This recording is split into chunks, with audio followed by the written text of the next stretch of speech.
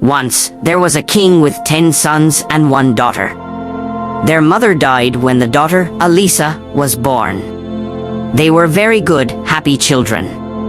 Then the king fell in love with another woman and he married her.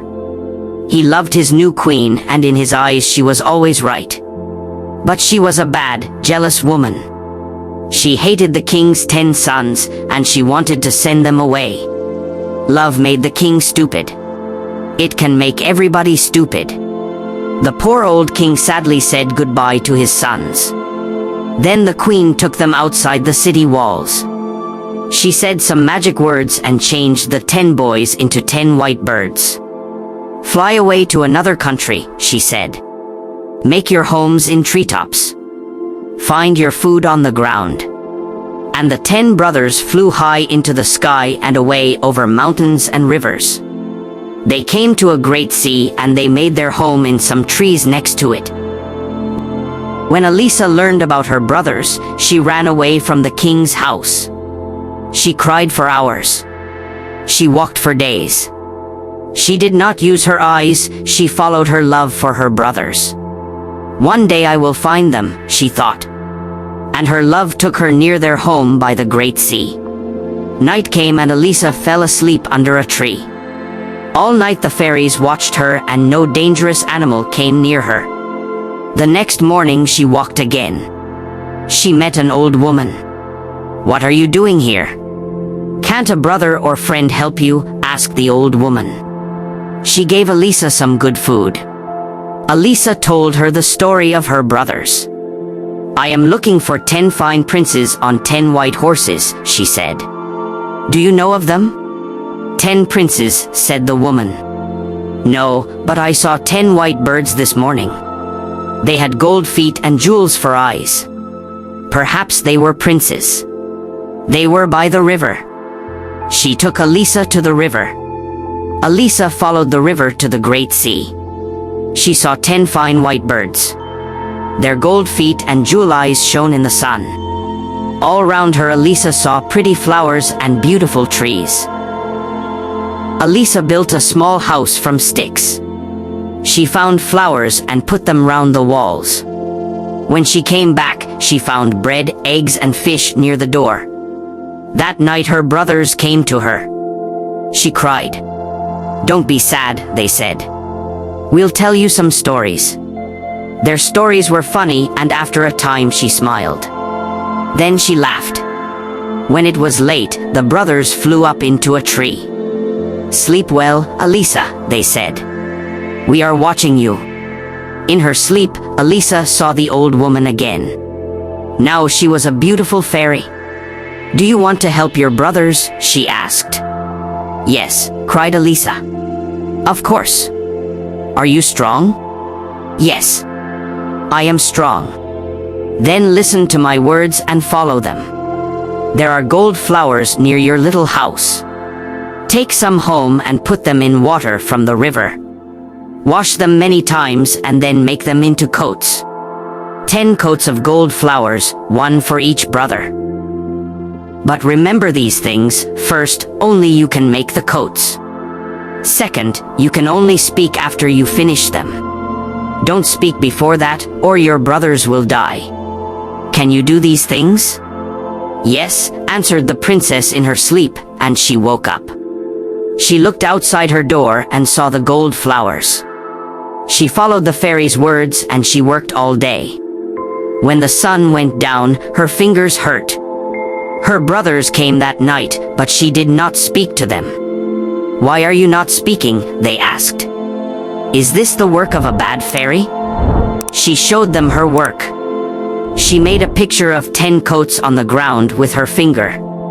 Then they understood her work was for them. She worked and worked.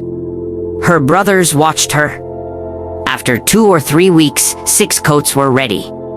Then one day, when she was by the river, a dog suddenly appeared. It jumped at her. Then other dogs came. They made a great noise and ran round her. A man came through the trees on a fine white horse, with many men behind him. Alisa looked at this man and she loved him. "Who are you?" he asked her. Nobody lives here. Where are you from? Elisa could not answer him. I am the king of a great country behind those mountains, he told her.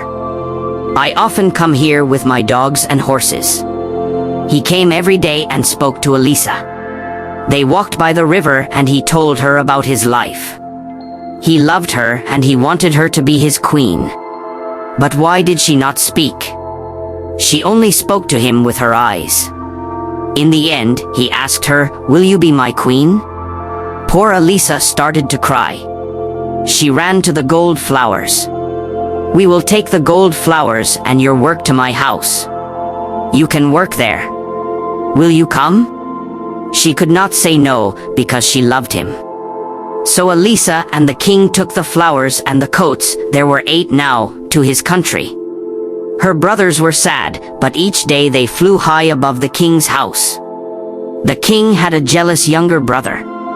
He wanted to be king and he wanted his brother to die. When the king married, he was angry. Now the king will have a son, he thought, and I will never be king. The king could not see inside his jealous brother's head.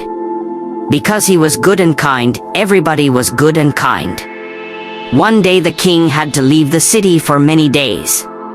He had to visit an important king in another country. The queen stayed at home and worked on her coats. Now she had 9. But she had no more flowers. She looked everywhere for the gold flowers.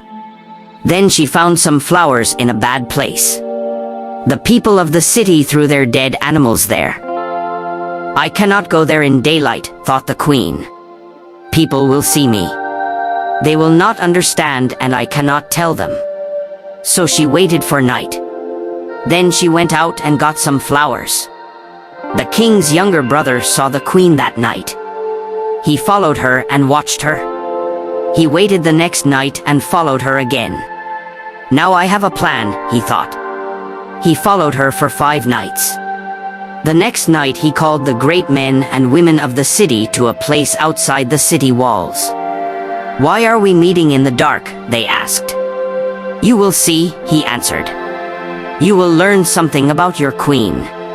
Now, everybody, be quiet. Wait here with me and watch. What does our lovely queen do every night when the king is away? What do you think? A little time later, the queen appeared and got the flowers.